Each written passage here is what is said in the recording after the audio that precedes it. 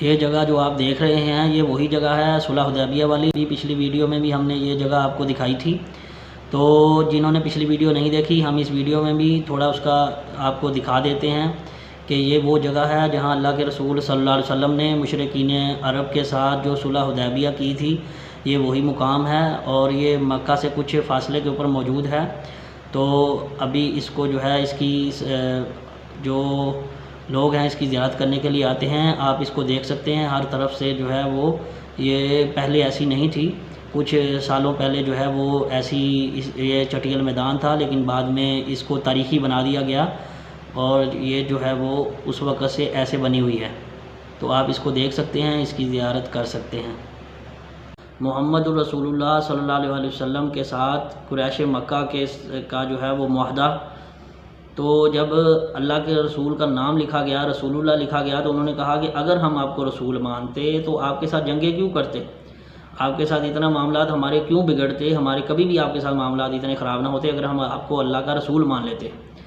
تو سہیل بن عمرو نے پھر جب یہ بات کی تو اللہ کے رسول صلی اللہ علیہ وسلم نے فرمایا, اس کے اوپر بھی فرمایا کہ آپ اس کو مٹا دو, لیکن سیدنا علی رضی اللہ عنہ نے فرمایا کہ اللہ کے پیغمبر میں تو اس کو نہیں مٹاؤں گا. تو اللہ کے رسول صلی اللہ علیہ وسلم نے خود ہی مٹا دیا. تو محمد بن عبداللہ اور قریش مکہ کے درمیان صلح کا معاہدہ.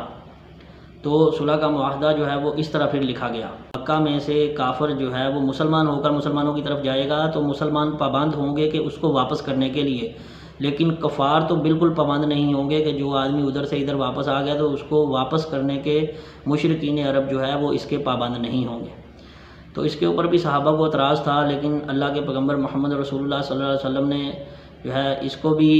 مان لیا کہ یہ بھی ٹھیک ہے. لیکن اسی وقت جو ہے سہیل بن عمرو کا جو بیٹا تھا وہ مسلمان ہو کر وہیں پہنچ گیا, اور لیکن ابھی تک جو ہے معاہدے میں یہ شک ابھی لکھی نہیں گئی تھی. تو اس نے جو ہے پھر بھی اس کے باوجود بھی جو ہے انہوں نے کہا کہ ابو جندل جو اس کا بیٹا تھا سہیل بن عمرو کا جو بیٹا تھا تو انہوں نے بولا کہ میں اس کو آپ کو واپس کرنا ہوگا تو ورنہ ہماری صلح نہیں ہوگی. تو اللہ کے رسول صلی اللہ علیہ وسلم نے فرمایا کہ آپ میرے اوپر احسان سمجھ کے کر دو, اس کو ہمیں دے دو. لیکن انہوں نے اس کو ابو جندل کو واپس نہیں کیا. تو وہ بھی اللہ کی حکمت تھی, ہم آگے جا کے اس کو ایڈریس کریں گے کہ کس طرح جو ہے ابو جندل اور باقی کچھ صحابہ نے ایک جماعت بنائی تھی تو بعد میں یہ ان کے گلے کا پھندا کیسے بن گئی تھی. یہ جو شک تھی یہ انہوں نے خود ہی یہ جو شک انہوں نے خود ہی ڈالی تھی, یہ بعد میں ان کو واپس بھی لینی پڑی تھی. یہ اللہ کی حکمت تھی کہ جو ہے یہ شک جو ڈلوائی تھی ان کے خود کے نقصان میں گئی تھی. معاہدے کے تحت جو قریش کا حلیف بننا چاہے وہ بھی بن سکتا ہے اور جو مسلمانوں کا حلیف بننا چاہتا ہے وہ بھی بن سکتا ہے. مسلمانوں کے ساتھ اور کچھ جو ہے وہ قریش مکہ کے ساتھ کچھ قبائل نے جو ہے وہ مل کر جو ہے یہ معاہدے کے اندر جو ہے وہ شامل ہوئے.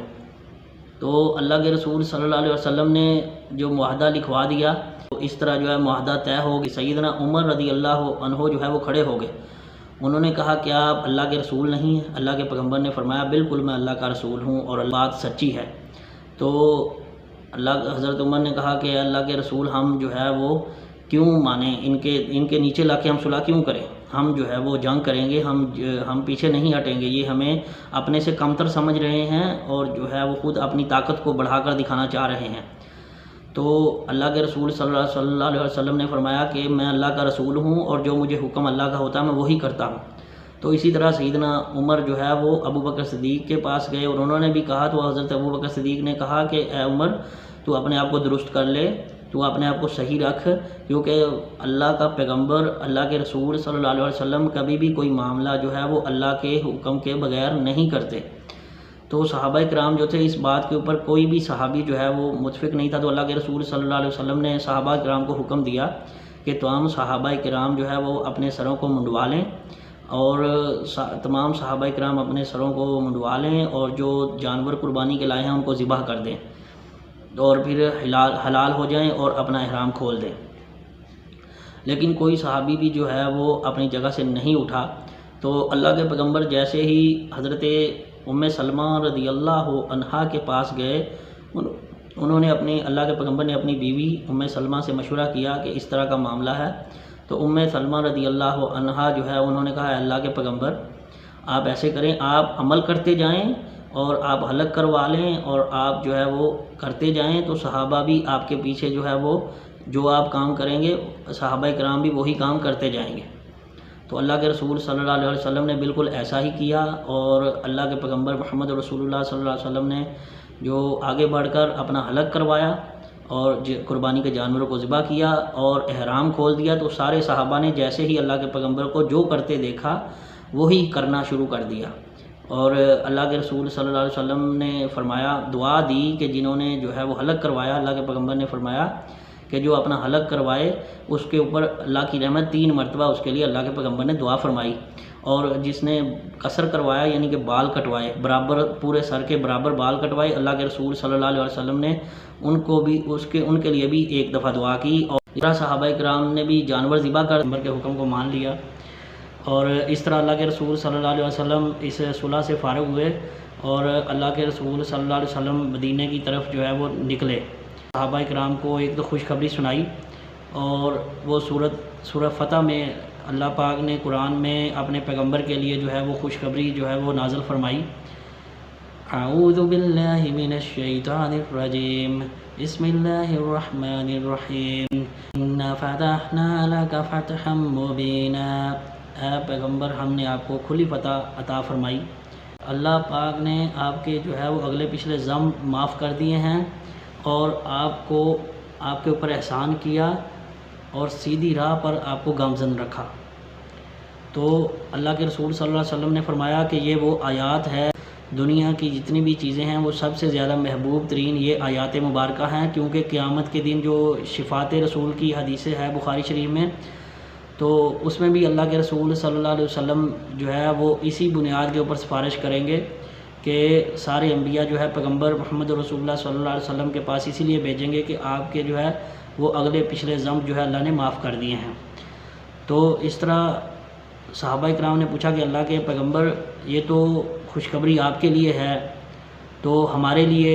اور ہم نے جو صبر کیا ہے اس کے اوپر تو اللہ نے قرآن میں پھر صحابہ کرام کے لیے بھی آیت مومنین اور مومن مردوں اور عورتوں کے لیے جو ہے پھر اللہ نے مومنین کے لیے بھی آیت نازل فرمائی، لِيُدْخِلَ الْمُؤْمِنِينَ وَالْمُؤْمِنَاتِ جَنَّاتٍ تَجْرِي مِن تَحْتِهَا الْأَنْهَارُ خَالِدِينَ فِيهَا وَيُكَفِّرُ عَنْهُمْ سَيِّئَاتِهِمْ